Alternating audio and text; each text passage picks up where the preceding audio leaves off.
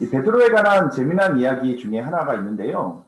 헬리크 키에비치라는 이 작가가 코바디스라는 이 소설을 1896년에 출간하여서 1905년에 노벨 문화상을 수상하게 되었는데, 거기에 보면 코바디스라는 뜻이 주여 어디 가십니까? 라는 뜻인데요.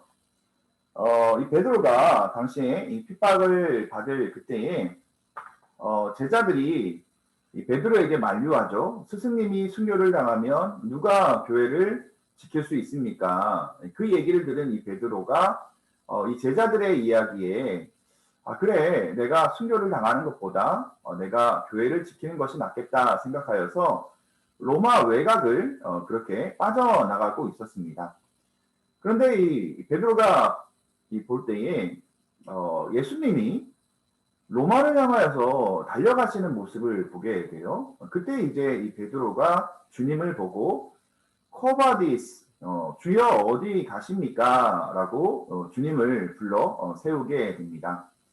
그때 주님께서 이 베드로에게 이런 말씀을 하시죠. 너가 도망가는 로마를 향하여서 내가 죽으러 가야겠다라고 그렇게 말씀하십니다. 그때 이 베드로는 이 주님의 말씀을 듣고 자신이 로마로 가서 십자가에 거꾸로 순교하게 되는 그 이야기를 소설로 통하여서 이야기하고 있습니다. 자, 오늘 이 베드로후서의 말씀은요, 우리가 유언과 같은 말씀이다라고 흔히 얘기를 합니다. 특별히 1장에도 주님의 이 부르심, 그 주의 장막에 자신의 인생의 장막이 다 되어가는 것을 알고 어떻게든 이 다음 세대의 하나님 말씀으로 세우고자 하는 그 열망이 오늘 이 베드로후서 1장 가운데 나와 있는 것을 함께 살펴보고자 합니다. 우리 자료를 보시고 이야기하도록 하겠습니다. 자, 1장 1절 말씀을 보시면요. 예수 그리스도의 종이며 사도인 시몬 베드로는 우리 하나님과 구주 예수 그리스도의 의를 힘입어 동일하게 보배로운 믿음을 우리와 함께 받은 자들에게 편지하노니 라고 나와 있어요. 자, 베드로전서와 베드로후서의 시간적인 차이는 그렇게 크지 않아요. 한 2, 3년밖에 되지 않지만 로마의 극심한 박해뿐만 아니라 내부적으로 이단들이 출현하여서 일부는 유대교로 다시 돌아가는 성도들도 있고 또한 주님을 버리는 이 배교자들이 생겨나면서 교회 공동체가 큰 어려움에 봉착하게 됩니다. 이때 이 베드로는 이단에 대한 문제를 해결하기 위하여서 이 베드로 후서를 기록하게 되었고요. 1장 1절 말씀을 통하여서 자신을 예수 그리스도의 종이며 사도인 그가 구주 예수 그리스도를 힘입어 보배로운 믿음을 받은 자들에게 편지한다라고 얘기하고 있어요. 사실 우리가 이 보배로운 믿음을 소유할 수 있는 것은 전적인 예수 그리스도의 은혜인, 전적인 예수 그리스도의 의로우심이다라는 것을 오늘 1절과 2절, 3절 말씀을 통하여서 얘기하고 있습니다. 쉬운 성경으로 읽으면 조금 더 명확한데요. 예수 그리스도의 종이며 사도인 시몬 베드로는 우리와 같이 소중한 믿음을 받은 여러분에게 이 편지를 씁니다. 여러분은 우리 하나님과 구주 예수 그리스도의 의로우심을 힘입어 이 믿음을 받았습니다. 2절입니다. 하나님과 우리 주 예수님을 더 깊이 알므로써 은혜와 평강이 여러분에게 더욱 넘치기를 기도합니다. 오늘 그리스도의 의로우심은 우리에게 주어진 선물이고요. 우리가 해야 되는 것은 이 주님을 알아가는 데에 더 깊은 삶의 지식으로 알아가는 것. 그것이 삶의 열매로 우리의 삶에 더 깊이 주님을 알기를 원하는 이 베드로의 권면이 2절 말씀에 기록되어 있습니다. 자, 야고보 사도는 자신을 종이라고 하였고 베드로전서 1장 1절에는 자신을 사도라고 이 베드로는 지칭하였는데 오늘 베드로 후서 1장 1절에는 자신을 사도와 종으로 그렇게 설명하고 있죠. 자, 2절 아까 조금 전에 읽었던 것처럼 하나님과 우리 주 예수 그리스도를 알므로 은혜와 평강이 너희에게 더욱 많을지어라. 자, 우리가 마지막 세대에 마지막 때에 바로 승리하는 방법은 하나님을 알아가는 거예요. 그리고 두 번째는 구체적인 구원의 열매가 주렁주렁 맺히는. 그래서 2절과 3절에는 하나님을 알아가라라고 얘기하고 있어요. 그래서 3절 말씀에도 그의 신기한 능력으로 생명과 경건에 속한 모든 것을 우리에게 주셨으니 이는 자기의 영광과 덕으로서 우리를 부르신 이를 알므로 말미암느니라 라고 얘기하고 있어요. 이 땅 가운데 예수 그리스도를 통하여서 우리가 하나님을 인격적으로 알아갈 때에 하나님이 주시는 보배로운 능력인 은혜와 평강을 누리게 된다라는 의미로 오늘 2절, 3절 말씀을 통하여서 설명하고 있고요. 우리의 능력이 아니라 이 능력은 어디로부터 임하죠? 하늘로부터 임해요. 그래서 우리를 통하여서 놀라운 하나님의 생명이 더 풍성함을 누리기 원하는, 그래서 마지막 때에 승리하는 방법으로는 하나님을 계속해서 알아가는 것, 그리고 구체적인 구원의 열매를 우리의 삶을 통하여서 맺힐 것을 얘기하고 있습니다. 3절 말씀에 쉬운 성경으로 보시면 그리스도께서는 하나님의 능력으로 우리가 하나님을 섬기며 살아가는데 필요한 모든 것을 허락해 주셨어요. 그 말은 뭐냐면 필요한 것을 안 쓰는 거예요. 우리가 하나님 모든 것을 허락해 주셨음에도 불구하고 우리는 구하지 않기 때문에 이 능력을 바로 이 땅 가운데 사용하지 못하는데, 하나님은 하나님을 섬기며 하나님과 함께 살아가는 데에 이 필요한 모든 것을 허락해 주셨고, 이 모든 것은 우리가 그분을 알아갈 때에 받게 되는 것입니다 라고 얘기하고 있어요. 하나님은 그분의 자신의 영광과 신실함을 위해서 우리를 불러주셨다라는 것을 기억하길 바랍니다. 자, 보배롭고 지극히 큰 약속을 우리에게 주셨어요. 그래서 세상에서 썩어질 것을 피하고 하나님의 신성한 성품에 참여하는 자로 우리를 부르셨죠. 이 4절 말씀의 쉬운 성경으로 그 영광과 선함을 통해 약속하신 크고 놀라운 선물을 우리에게 주셨으며 이 약속을 통해 하나님을 닮은 모습으로 함께 교제하게 하셨습니다. 자, 세상의 어떤 정욕도 정욕도 우리를 멸망시킬 수 없다라고 얘기하고 있죠. 왜냐하면 우리는 선물, 놀라우신 선물, 그리고 하나님의 뜻대로 창조된 하나님의 성품에 참여하는 자로 하나님이 우리를 만드셨죠. 그래서 어떤 세상의 정욕도 신의 성품에 참여하는 자는 멸망시킬 수 없다라고 얘기하고 있습니다. 자, 우리 5절 한번 읽어볼까요? 자, 5절부터 7절까지 믿음의 기초에 세워야 되는 몇 가지 덕목에 대해서 얘기를 해요. 이 말씀은 가능하면 외울 수 있었으면 좋겠습니다. 5절부터 7절입니다. 그러므로 너희가 더욱 힘써 너희 믿음의 덕의 지식을, 지식의 절제를, 절제의 인내를, 인내의 경건을, 경건의 형제우애를, 형제우애의 사랑을 더하라라고 얘기하고 있어요. 우리가 벽돌로 한번 생각해 볼게요. 믿음이라는 이 기초가 있습니다. 믿음 위에 덕이라는 이 벽돌을 세우고, 덕이라는 벽돌 위에 지식이라는 벽돌을 올려두고, 지식이라는 이 벽돌 위에 절제라는 이 벽돌을 올려두고, 절제 위에 인내라는 이 벽돌을 또 세우게 되고, 인내라는 벽돌 위에 경건이라는 이 벽돌을 세우게 되고, 경건 위에 형제의 우애를 세우게 되고, 마지막으로 사랑이라는 완성된 이 벽돌을 올리는, 그래서 믿음의 기초를 세우는 7가지 믿음을 제외한 7가지 바로 기초를 우리가 함께 살펴볼 수가 있습니다. 믿음의 덕의 지식을, 지식의 절제를, 절제의 인내를, 인내의 경건을, 경건의 형제우애를, 형제우애의 사랑을. 자, 그래서 우리가 믿음의 덕의 지식을, 지식의 절제를, 절제의 인내를, 인내의 경건을, 경건의 형제우애를, 형제우애의 사랑을 더하라. 이 구체적인 이 구원의 열매들을 우리가 생각할 때에 믿음이라는 것, 그 믿음 위에 이제 덕목이 7가지가 있는데요. 이 덕이라는 것은 순전하고 정직한, 그래서 어떤 위선도 없는 것을 이 덕이라고 얘기를 하고 있죠. 그 다음에 이 덕이라는 이 순전한 위에 하나님의 말씀에 대한 지식이에요. 하나님 말씀에 대한 이 지식을 알아가는 것, 하나님 말씀을 알아가는 것. 왜냐하면 하나님 말씀이 있어야지 마음을 빼앗기거나 잘못을 저지르지가 않게 되죠. 그래서 하나님의 말씀을 우리는 부지런히 찾아야 돼요. 자, 지식이 쌓이면 그 위에 절제. 그래서 이 절제라는 것은 이 지식이 삶에 적용되는 능력을 우리가 절제라고 얘기를 하고 있고요. 절제는 인내로부터 와요. 그래서 압박이나 시험이나 시련에 우리가 포기하지 않고 끝까지 남아있는 능력.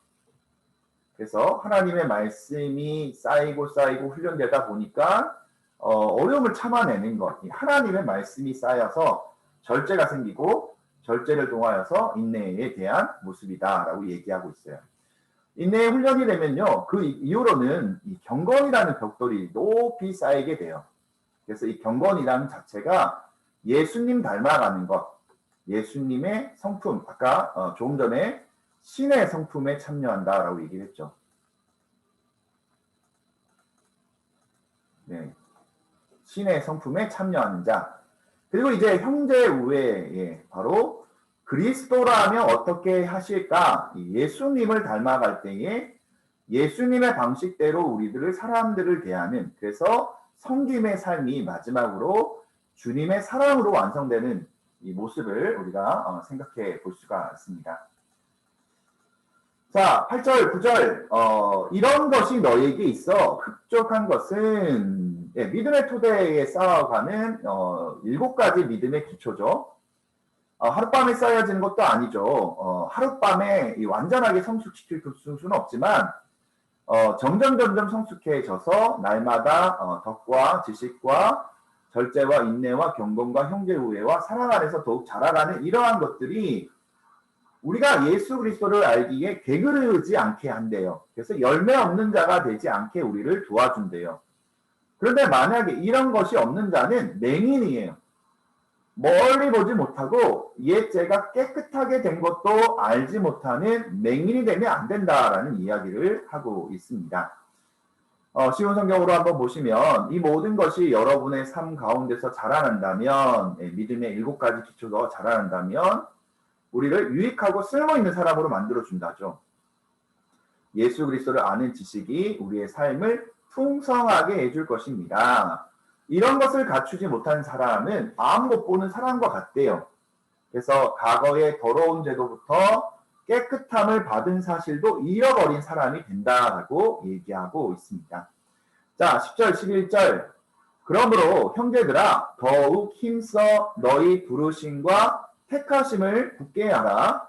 너희가 이것을 행한즉 언제든지 실족하지 아니하리라. 이같이 하면 우리 주 곧 구주 예수 그리스도의 영원한 나라에 들어감을 넉넉히 너희에게 주시리라라고 얘기하고 있습니다. 우리 믿음의 7가지의 이 벽돌을 더욱 힘써 굳게 하는 것. 그때에 믿음의 7가지 기초의 이 벽돌들을 굳건하게 우리가 세워 나갈 때에 영원한 하나님 나라에 들어감이 넉넉하다. 그리고 우리에게 말씀하신 잘할도다 착하고 충성된 종아라고 부르시는 주님의 부르심이 우리를 기다리고 있다는 것을 기억하길 바랍니다. 자, 진리 위에 굳게 서야 되는 첫 번째 이 베드로가 우리에게 성도들이 진리 위에 바로 서서 진리가 생각나게 하기 위하여서 진리가 무엇인지 생각나기 위해서 이 말씀을 기록했대요. 진리 위에 서 있어라. 내가 항상 너희에게 생각하게 하려 하노라 라고 얘기하고 있어요. 두 번째는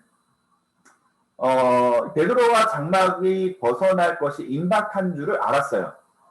그래서 두 번째로 이 말씀을 했던 이유는 자신이 죽고 난 후에도 계속해서 이 진리를 생각날 수 있도록 우리에게 믿음의 유산을 이 베드로가 남기게 되었습니다. 13절부터 15절 말씀 보면 내가 이 장막에 있을 동안에 너희를 일깨워 생각나게 함이 옳은 줄로 여기노니 이는 우리 주 예수 그리스도께서 내게 지시한 것 같이 나도 나의 장막을 벗어날 것이 임박한 줄을 압니다. 내가 힘써 너희로 하여금 내가 떠난 후에라도 어느 때나 이런 것을 생각나게 하려 하노라 라고 얘기하고 있습니다. 오늘 이 베드로의 유언과 같은 이 이야기를 들었는데 과연 나는 이 베드로의 유언과 같은 이야기를 우리의 자녀들에게 전하고 있는가? 우리가 주님의 나라에 간 후에 우리가 우리의 자녀들이 우리의 다음 세대들이 우리의 누군가가 계속해서 이 주님의 진리가 생각날 수 있도록 힘써 너희로 하여금 내가 떠난 후에라도 어느 때나 이런 것을 생각나게 하려 하노라 라고 얘기하고 있어요. 힘써 진리를 생각나게 전하라 라고 얘기하고 있습니다. 오늘 이 베드로의 후서의 말씀을 통하여서 오늘 우리에게 주어진 힘써 우리의 다음 세대들이 주님의 복음을 끝까지 붙잡을 수 있도록 힘써서 그들에게 전하고 그들에게 알려줄 수 있는 귀한 책임이 우리들 가운데 있음을 기억하길 바랍니다. 자, 세 번째, 변화산의 체험을 얘기를 해요. 그래서 예수 그리스도, 변화산에서 직접 체험한 예수 그리스도를 통하여서 주님이 다시 오신다, 진리를, 이 재림의 진리를 확증하기 위하여서 16절부터 18절까지 얘기를 하고 있어요. 자, 우리 주 예수 그리스도의 능력과 강림하심을 너희에게 알게 한 것은 재림하신다라는 얘기죠. 교묘를 만든 이야기를 따른 것이 아니요. 우리는 그의 크신 위엄을 친히 본 자라 변화산에서 그의 능력을 친히 보았다라고 얘기하면서 마태복음의 말씀에 나와 있는 지극히 큰 영광 중에서 이러한 소리가 그에게 나기를 이는 내 사랑하는 아들이요 내 기뻐하는 자라 하실 때에 그가 하나님 아버지께 존귀와 영광을 받으셨느니라. 이 소리는 우리가 그와 함께 거룩한 산에 있을 때에 변화산이죠. 하늘로부터 난 것을 들은 것이다 라고 얘기하고 있습니다. 직접 경험한 변화산의 체험을 통하여서 주님이 재림하신다라는 것을 얘기하고 있고 마지막으로 어떤 이단도 틈타지 않도록 19절부터 21절까지 얘기하고 있어요. 자, 이단의 경계를 어떻게 얘기하느냐?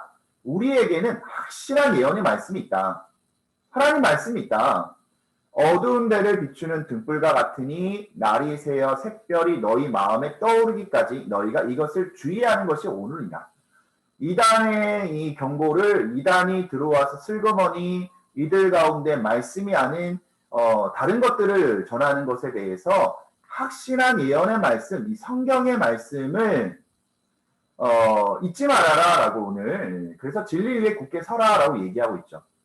19절 말씀을 보면 먼저 알 것은 성경의 모든 예언은 사사로이 풀 것이 아니니 21절 예언은 언제든지 사람의 뜻으로 낸 것이 아니요 오직 성령의 감동하심을 받은 사람들이 하나님께 받아 말한 것입니다 라고 얘기하고 있습니다.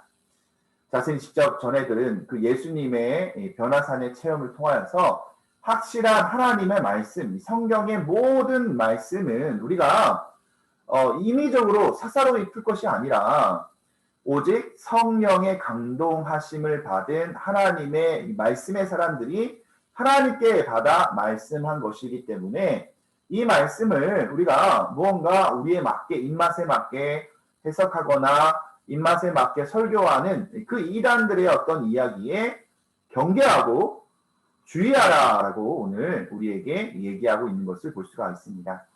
오늘 베드로 후서 1장을 통하여서 이 베드로의 마음을 우리는 알게 돼요. 하나님의 말씀을 어떻게든 이 영혼들에게 전하기 위하여서 이 말씀을 가지고 하나님의 말씀으로 세워나갔던 베드로의 예수 그리스도의 오늘 우리에게 주신 의로우신 값없이 주어지신 하나님의 은혜의 선물을 통하여서 이제는 믿음의 기초들을 세워나가고 흔들림 없이 진리 위에 굳게 설 것을 우리에게 요구하고 명령하고 있다는 것을 기억하길 바랍니다. 베드로후서의 말씀은 유언의 말씀이죠. 어쩌면 오늘 이 베드로의 후서의 말씀을 우리가 생각할 때 우리가 우리의 다음 세대에게 하나님의 말씀을 가진 이 유언의 말씀을 어떻게 남길까? 그들이 그의 영혼 가운데 잊어버리지 않고 그 하나님의 말씀을 기억할 수 있도록 어떻게 그들에게 하나님의 말씀을 잘 믿음의 유산으로 남길까? 그 일에 베드로처럼 최선을 다할 수 있는 우리 성도들이 되시기를 주님으로 축복합니다. 네, 수고하셨습니다. 1장을 마치도록 하겠습니다.